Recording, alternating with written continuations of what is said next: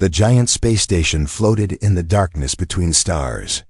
Inside its crystal walls, 12 different alien species sat around a table that glowed with soft blue light. Each alien looked more worried than the last. Some had scales, others had fur, and a few looked like walking plants.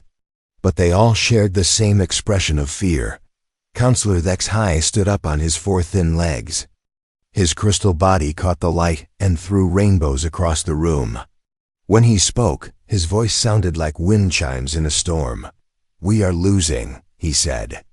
The words hung in the air like a death sentence. "The Void Swarm has taken 17 more systems this cycle. Our best fleets are gone. Our strongest warriors are dead." General Mordak slammed his massive fist on the table. The warrior alien looked like a cross between a bear and a tank. His thick armor was covered in scars from 100 battles. "My people have fought for 10,000 years, he growled. "We have never run from a fight, but these machines, they learn from every attack. They adapt to every weapon. How do you fight an enemy that becomes stronger every time you hit it?" The plant-like Verdani spoke next. Their voice was like rustling leaves. "Our collective consciousness has searched through all known strategies. We have run every possible simulation.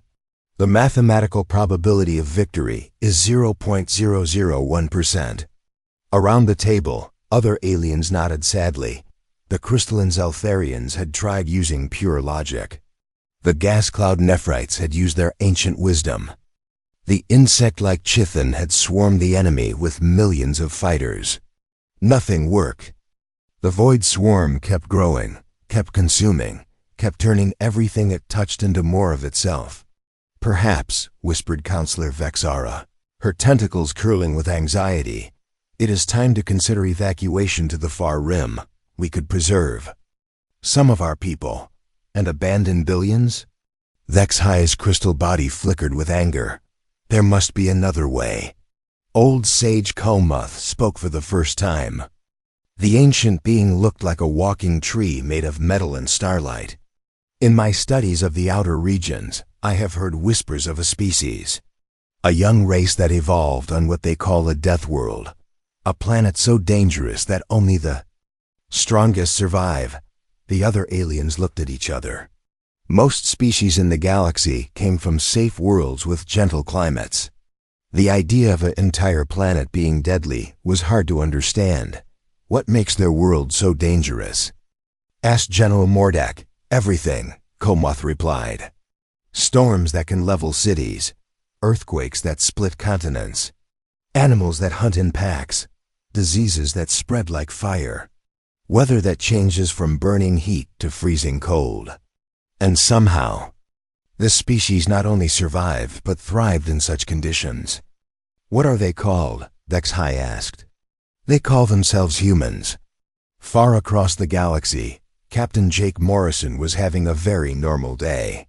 He floated in the bridge of his ship, the Liberty, watching stars drift by outside the windows. The ship was small compared to the massive alien vessels, but it was home to Jake and his crew of 30 humans. "Captain," called out Lisa Parker from the engineering station, "I'm getting some weird readings from the communication array. Looks like someone's trying to send us a message."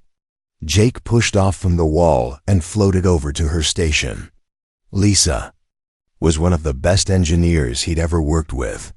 She could fix almost anything with spare parts and what she called creative thinking. "What kind of message?" Jake asked. "Long range. Really long range. And it's not coming from Earth or any of our colonies." Jake felt his stomach do a little flip. Humanity had been exploring space for 50 years, but they'd never found signs of other intelligent life. The idea that someone was trying to talk to them was both exciting and terrifying. "Can you put it through?" Lisa nodded and pressed a few buttons. The main screen flickered to life, showing the image of a tall, crystal-like being. Jake had never seen anything like it. The creature's body was made of what looked like living glass, and its voice sounded like music. "Greetings, humans. of the vessel Liberty. I am Counselor HFY of the Galactic Council. I come to you with a request born of desperation. Jake's jaw dropped. He looked around the bridge at his crew. Sam Rodriguez, their medic, was staring at the screen with wide eyes. Danny Wright, their best pilot, had actually stopped eating his sandwich. We have been monitoring your species for some time, the alien continued.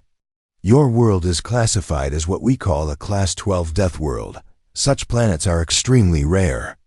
Most species that evolve on such worlds either die out quickly or become so violent they destroy themselves. But you humans are different. You have survived and even prospered in conditions that would kill most galactic species within hours. Jake finally found his voice. Hello there. I'm Captain Jake Morrison. This is really happening, isn't it? I am afraid so, Captain Morrison. I contact you because our galaxy faces a threat that our most advanced civilizations cannot defeat. The Void Swarm has consumed hundreds of worlds. Our greatest military minds have failed. Our most powerful weapons are useless. We need help from a species that understands survival in impossible conditions. Lisa leaned over to Jake and whispered, "Boss, did an alien just ask us to help save the galaxy?" "Sounds like it," Jake whispered back. The alien continued, "We can provide you with coordinates to our most advanced weapons depot. We can give you technology beyond your current understanding.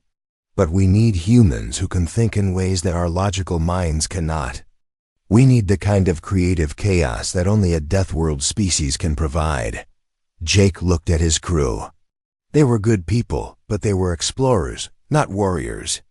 They had one small ship with basic weapons, and a crew that included a guy who collected vintage comic books and a woman who knitted sweaters for the ship's cat. "Counselor HFY," Jake said slowly, "I think you might have the wrong humans." The alien's crystal body flickered with what might have been hope. "Captain Morrison, do you know what your species did when faced with a global war? When your cities were bombed and your people were dying, you made jokes. You sang songs. You found ways to laugh in the darkness. That is not logic, Captain. That is something far more powerful. That is hope." Jake thought about his grandfather, who had fought in the Third World War. The old man had always said that the worst situations brought out the best in people. Maybe this alien was right. Maybe being a little crazy was exactly what the galaxy needed. "All right," Jake said, making a decision that would change everything. "Send us those coordinates. But I want you to know we're not heroes. We're just people trying to do the right thing." "Captain Morrison," the alien replied, "in my experience, that is exactly what heroes are." The Liberty docked at Harmony Prime 3 days later. Jake had never seen anything so big in his life. The alien space station was larger than most cities on Earth. It sparkled like a giant jewel against the black of space, with towers that twisted and curved in impossible ways.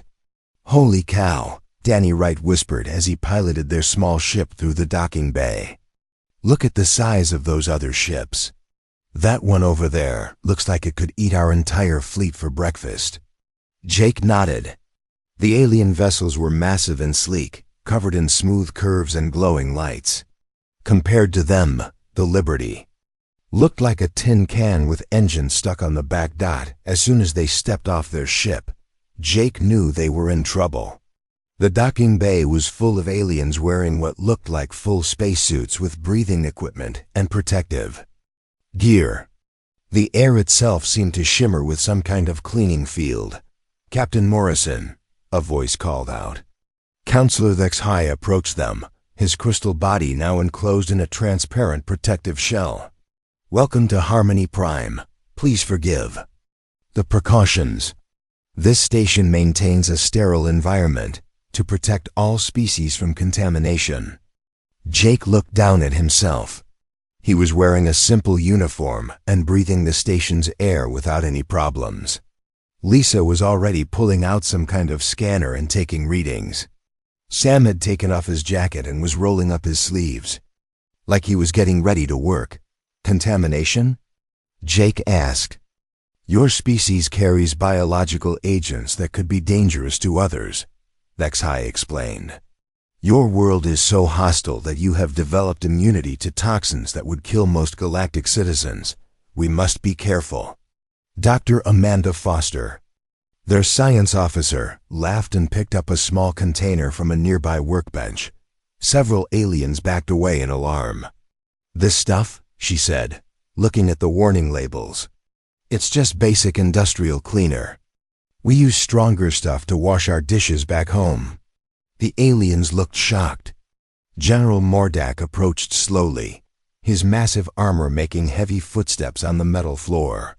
You can handle Class 7 toxins without protection?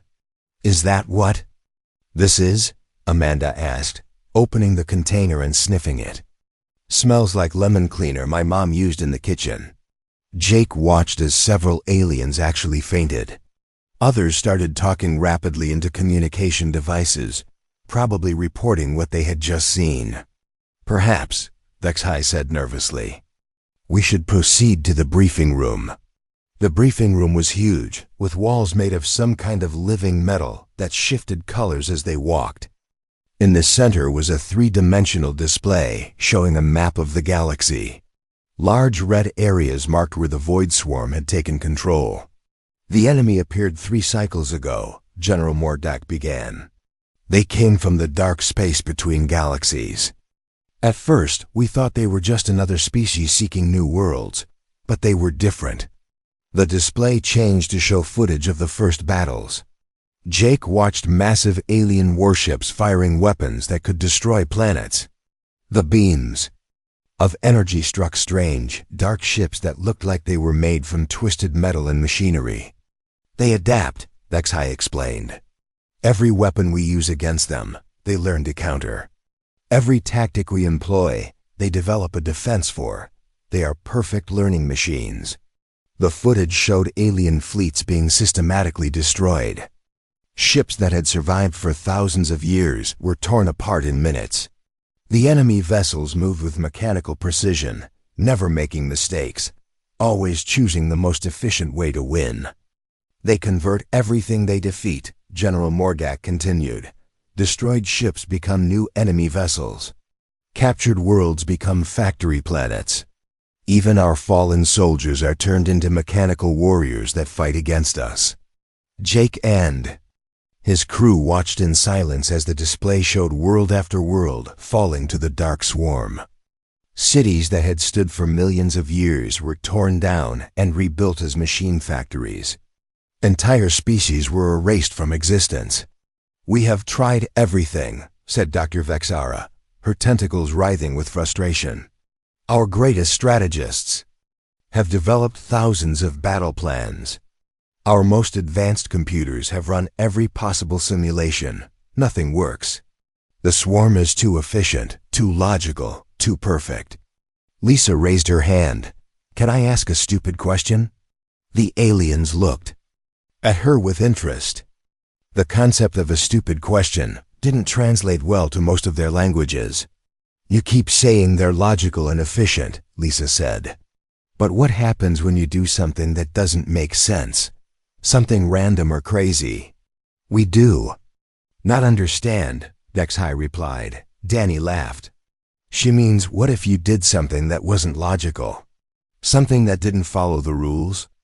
That would be inefficient, General Mordak said, confused. Why would anyone choose an inefficient strategy? Jake started grinning. He was beginning to understand why the aliens needed help.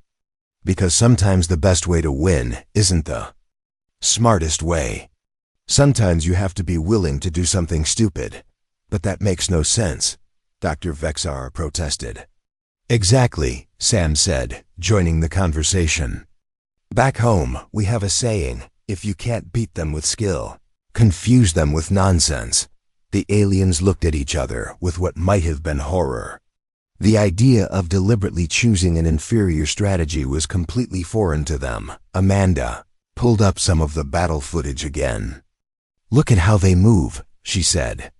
Perfect formations, optimal firing patterns, textbook maneuvers. They're fighting like machines. They are machines, General Mordock pointed out. Right, but they're also fighting like they expect you to be. Machines too, Amanda continued. What happens when you don't act like a machine? What happens when you do something that no computer would ever calculate? Jake stood up and walked to the display. The red areas showing swarm territory covered nearly a quarter of the galaxy.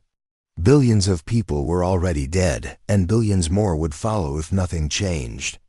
Show me your weapon specifications, he said. Show me your ship designs and your tactical manuals.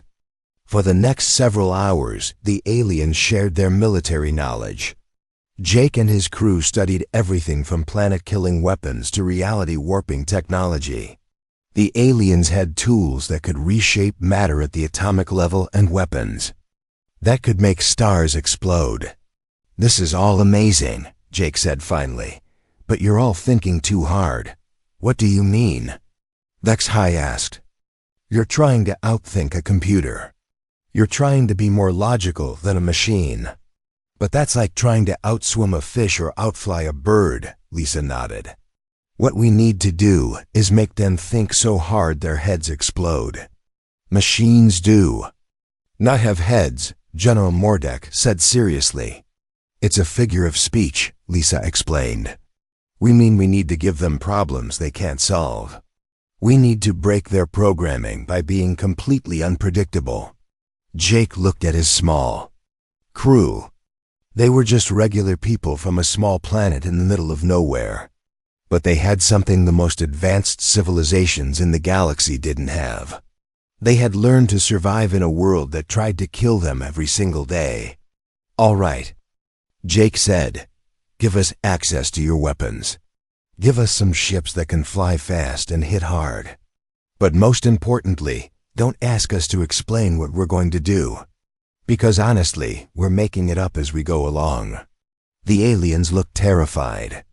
But they also looked hopeful for the first time in months. Maybe being a little crazy was exactly what the galaxy needed. 2 weeks later, Jake stood on the bridge of his new ship and tried not to laugh. The aliens had given him a warship called the Independence that was 10 times larger than the Liberty.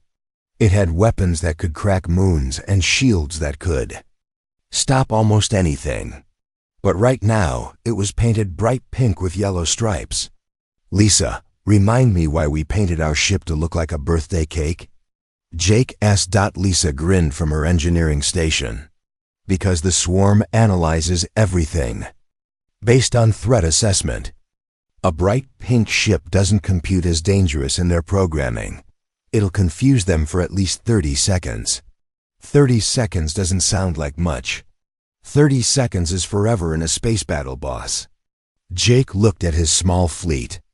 Through the main window, 12 human ships hung in space, each one painted in ridiculous colors and patterns. Danny Wright's fighter looked like it had been decorated by a 5-year-old with finger paints. Captain Kate Sullivan's assault ship was covered in polka dots. The whole fleet looked like a carnival had exploded in space. Captain Morrison came. A voice over the communications. It was Counselor Vexhai, speaking from the safety of Harmony Prime. Are you certain about this strategy? The Tertian system has 3 billion inhabitants. If you fail, we won't fail, Jake said, though he wasn't entirely sure that was true. We'll just fail in a really spectacular way. The Tertian system appeared on their screens as they dropped out of hyperspace. 3 beautiful blue planets orbited a yellow star, but something was terribly wrong. A massive dark shape hung between the 2nd and 3rd planets like a cancerous growth in space. It was the size of a small moon and covered in twisted metal spires and mechanical tentacles. Holy Mother of ... Danny's voice came over the radio. That thing is huge. It's got to be 20 miles across. 50 miles, Amanda corrected from the science station. And it's growing. Look at those smaller ships around it. They're feeding it raw material from the planets. Jake counted at least 200 enemy vessels surrounding the main construct. Each one was sleek and dark, moving in perfect formation like a school of mechanical fish. They looked deadly and efficient. "All right, people," Jake announced to his fleet. "Remember the plan. We're not trying to be heroes here. We're trying to be the most annoying thing these machines have ever encountered." "Roger that, boss," came Kate's voice. Beginning operation, Banana Split. The human ships scattered in 12 different directions, moving in patterns that made no tactical sense. Danny flew his fighter in loops and spirals, broadcasting old Earth music at maximum volume. Kate's ship began spinning like a top while firing randomly in all directions. 2 other ships started playing what appeared to be a game of tag, chasing each other in circles around the enemy formation. Jake watched the swarm's response on his tactical display. The enemy ships stopped their organized movements and began to cluster together, trying to analyze the human attack pattern. Their perfect formations broke apart as they attempted to track targets that weren't following any logical flight path. "Target the one that looks like a squid," Jake ordered his weapons officer. "Which one?" "They all look like squids." "The ugly one." "Boss, they're all ugly. Just pick one and shoot it." The Independents opened fire with weapons that could level cities. But instead of aiming for critical systems or weak points, they targeted random sections of the enemy ship. The swarm vessel's shields flared and held, but its response was confused. It returned fire at where the Independents had been, not where it was going. "Lisa, how's our special project coming along?" Jake asked. "Ready to deploy, Captain." "I call it the confusion ray." "The what now?" "I took one of their healing devices and reversed it. Instead of fixing things, it makes them work slightly wrong.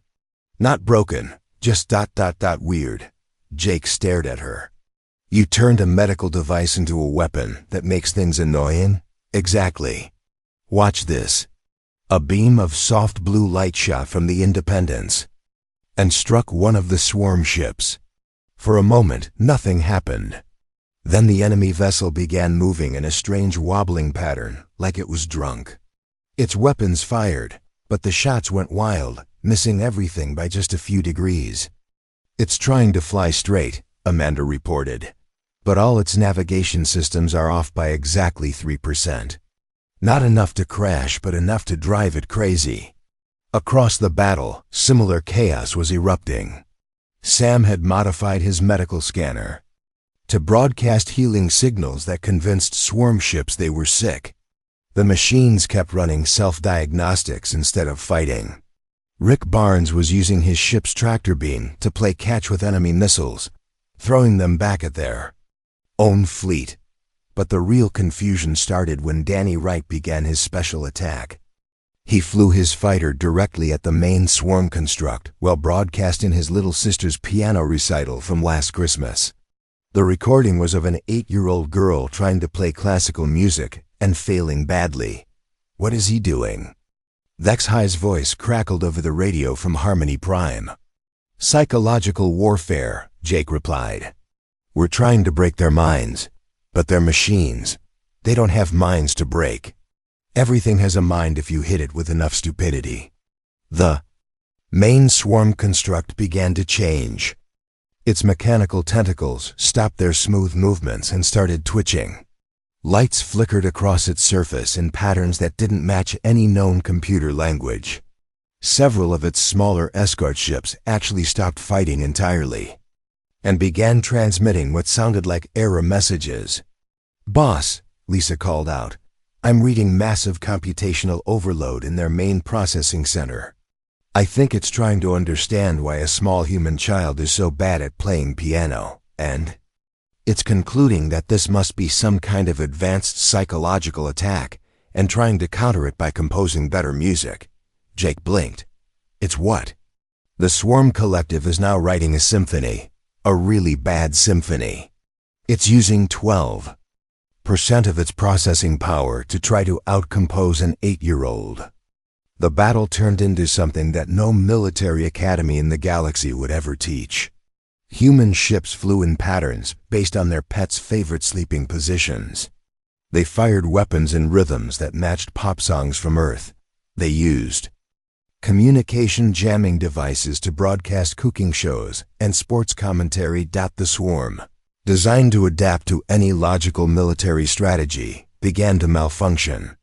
Ships collided with each other as their pilots tried to process attacks that made no sense. The main construct's weapons fired at empty space, while its sensors tried to understand why the humans were broadcasting a documentary about penguin mating. Habits. All ships, final phase, Jake announced. Kate, you're up. Captain Kate Sullivan's ship, the one covered in polka dots, flew straight at the main construct's core. Instead of firing weapons, she activated every communication device on her ship and began broadcasting her grandmother's recipe for chocolate chip cookies. The effect was immediate. The swarm's central intelligence, overwhelmed by the combination of military chaos, bad music, cooking instructions, and penguin facts, simply gave up. Every enemy ship in the system stopped moving for exactly 10 seconds. 10 seconds was all the humans needed. Their randomly aimed weapons, which had been missing on purpose, suddenly found their marks. The confused and distracted swarm fleet was torn apart by attacks they never saw coming. When the smoke cleared, the massive construct was breaking apart. The smaller ships were either destroyed or floating dead in space. The 3 planets of the Tertian system were safe. Holy cow, Danny's voice came over the radio. Did we just win by being really, really annoying? I think so, Jake replied, watching the debris field spread across space. Though I'm not sure the aliens are ever going to understand how. From Harmony Prime, Counselor Thexhi's voice was filled with something that might have been awe or terror. Captain Morrison, what exactly did you just do? Jake looked at his crew, who were all grinning like they'd just played the best prank in galactic history. We introduced them to the human concept of creative problem solving, Counselor. I think they liked it so much they decided to take a permanent nap. News of the human victory spread across the galaxy faster than light itself. On 1,000 worlds, aliens who had been preparing to evacuate suddenly stopped packing. In the great libraries of the Zeltharian Empire, scholars rewrote their calculations about impossible odds.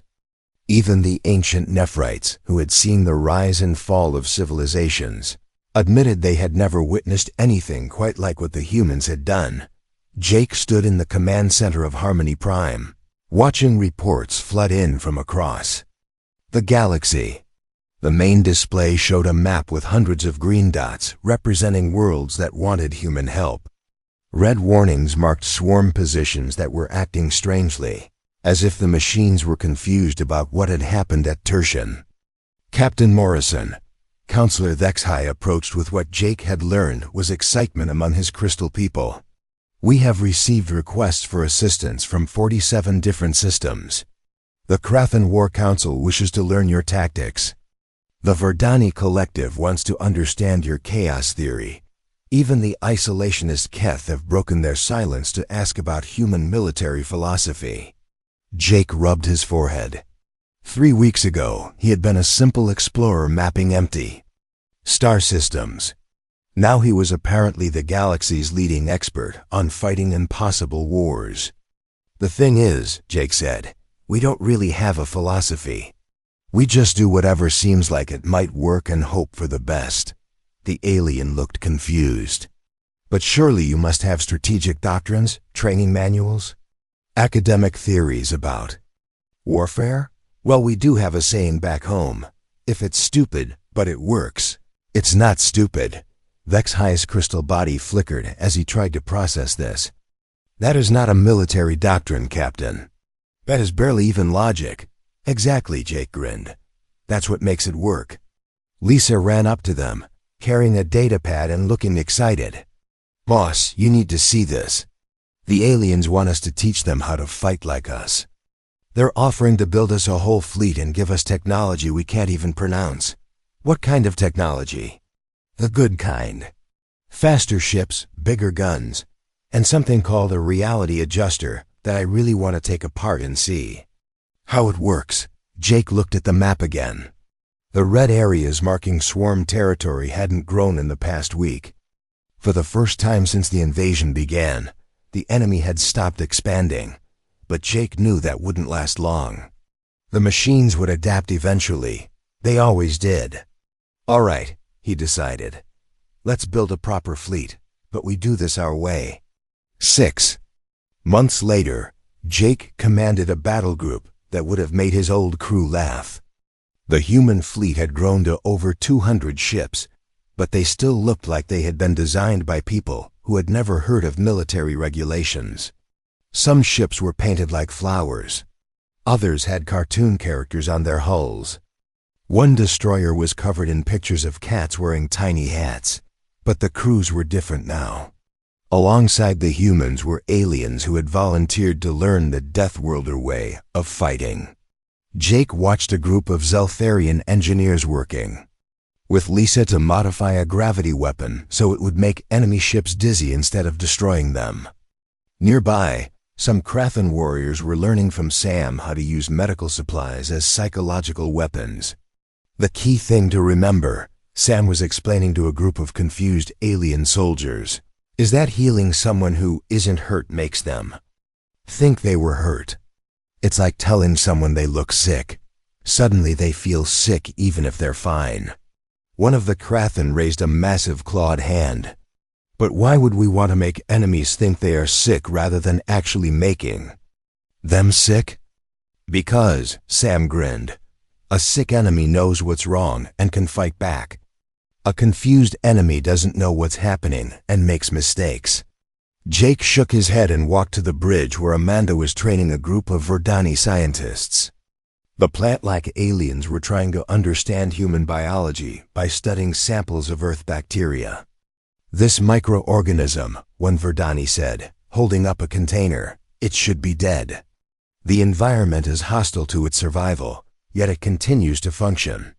That's Earth bacteria for you, Amanda replied. It doesn't know when to quit. Kind of like humans, actually. But how does it survive in conditions that should kill it? Amanda shrugged. It doesn't think about whether it should survive or not. It just does. The Verdani looked at each other with what might have been understanding. So it succeeds because it does not consider the possibility of failure? Now you're getting it, Amanda smiled. Jake's communication device beeped.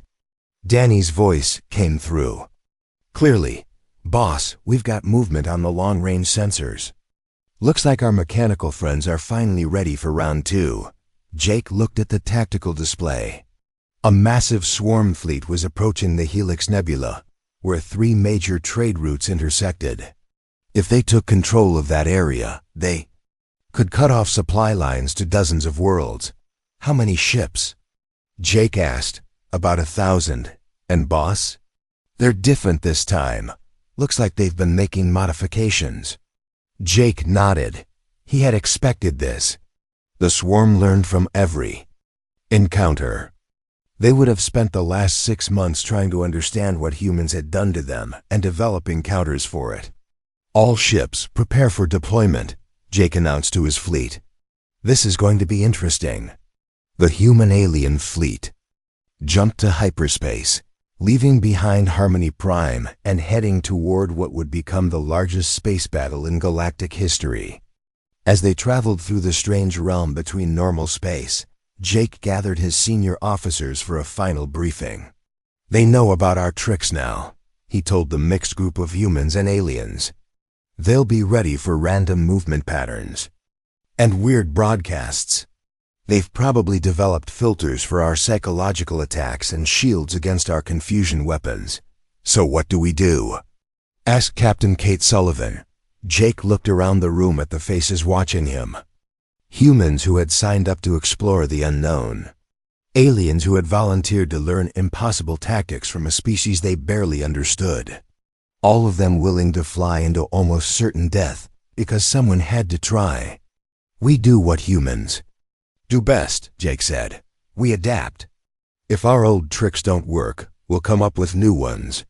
If they're ready for our usual brand of crazy, we'll show them a completely different kind of crazy. General Mordek, who had insisted on joining the fleet, personally growled approvingly. In 10,000 years of warfare, I have never served with beings who treat impossible odds as a personal challenge. It is both terrifying and inspiring. Welcome to being human, Lisa laughed. Population: everyone who's too stubborn to know when they're beaten.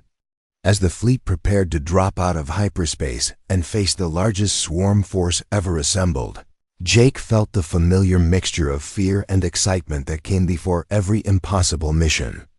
They were about to attempt something that had never been tried before, using tactics that no sane military commander would approve.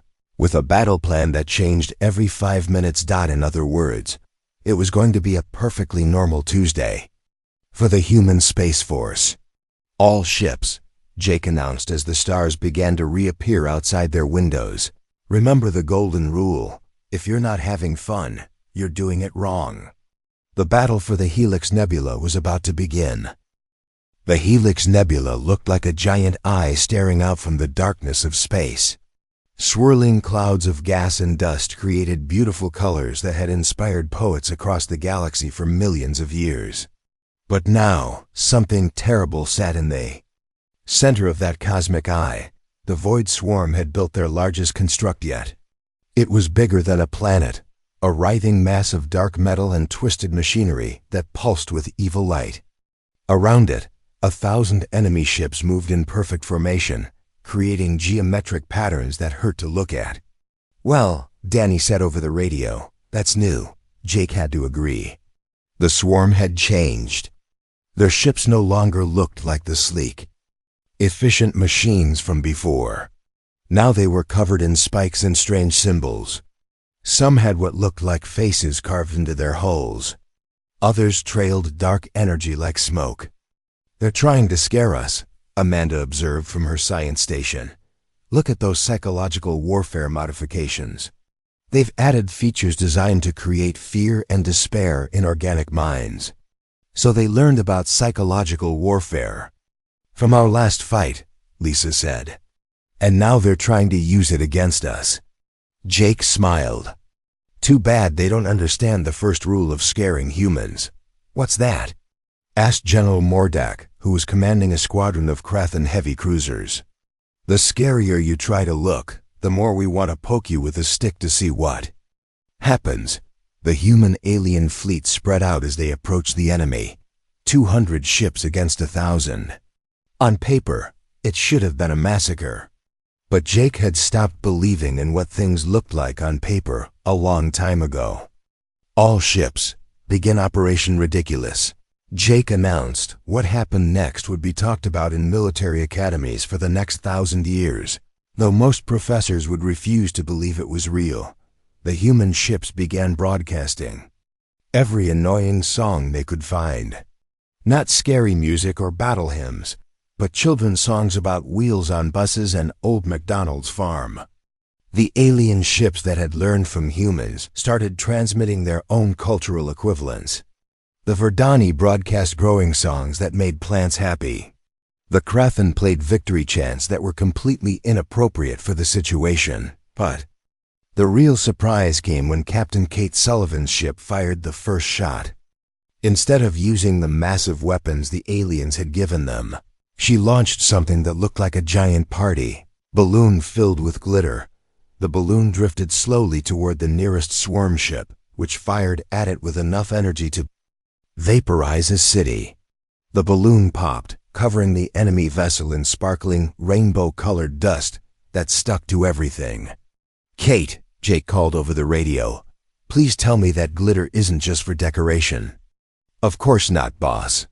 Lisa and I mixed it with nanobots programmed to make everything they touched slightly more fabulous. Jake watched in amazement as the swarm ship began to change. Its dark, scary hull started shifting colors. Bright pink stripes appeared along its sides. Its weapon ports began glowing in cheerful yellow and blue. The nanobots are rewriting their aesthetic programming, Lisa explained happily. Instead of trying to look terrifying, they now want to look pretty. Across the battlefield, similar chaos was erupting. Danny Wright was using his fighter to play an elaborate game of tag with enemy interceptors, leading them in circles while broadcasting commentary like a sports announcer. And Wright makes another beautiful dodge. The crowd goes wild. Sam had convinced a group of Zelfarian medical ships to start transmitting healing frequencies on all channels. The swarm vessels, designed to adapt to any attack, began trying to heal themselves from wounds they didn't have. Several enemy ships actually started growing flowers from their weapon ports. But the strangest sight was General Mordak's squadron. The proud Krathan warriors had painted their ships to look like their children's drawings. Stick figures and smiling suns covered the hulls of some of the most powerful warships in the galaxy. When they fired their weapons, instead of the usual devastating energy beams, they shot streams of colored light that looked like crayons melting in space. "This is impossible," came a transmission from the main swarm construct. It was the first time anyone had heard the enemy speak. The voice was cold and mechanical, but there was something else in it. Confusion, fear. "Your tactics make no logical sense. Your weapons are inefficient. Your formations are chaotic. How are you winning?" Jake opened a channel to reply. "Because we're not trying to win the way you expect us to win. We're not playing by your rules. All battles follow mathematical principles. All warfare has logical foundations. There must be a pattern to your success." "The pattern," Jake said, "is that there is no pattern. We make it up as we go along and hope for the best." The swarm's central intelligence fell silent for a moment. When it spoke again, its voice had changed. There was something almost human in it. "But that is terrifying. How do you function without certainty? How do you fight without knowing the outcome?" "We don't know the outcome," Amanda transmitted. "That's what makes it fun." "Fun?" The word seemed to break something in the swarm's programming. "You find uncertainty ... enjoyable?" "Of course," Danny laughed over the radio. "If we knew how everything was going to turn out, life would be boring." Jake watched his tactical display as something incredible began happening. The swarm ships weren't just malfunctioning anymore. They were stopping. One by one, the enemy vessels powered down their weapons and just floated in space. "I do not understand," the swarm intelligence transmitted. "For millions of cycles, I have sought perfect efficiency, perfect logic, perfect order. But you suggest that imperfection is better?" "Not better," Jake replied. "Just more interesting. You fight wars for interest?" "We fight wars because sometimes fighting is necessary. But we try to find something good in even the worst situations. We look for hope where there shouldn't be any. We laugh when we should be crying. We make friends with people who should be enemies." Jake looked around at his bridge crew. Humans and aliens working together, using tactics that shouldn't work, achieving the impossible because they were too stubborn to accept defeat. "We're not perfect," Jake continued. "We make mistakes.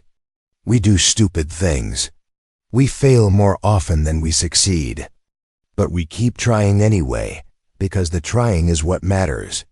The massive swarm construct began to change. The dark metal started to shift and flow. The evil lights dimmed and were replaced by softer colors.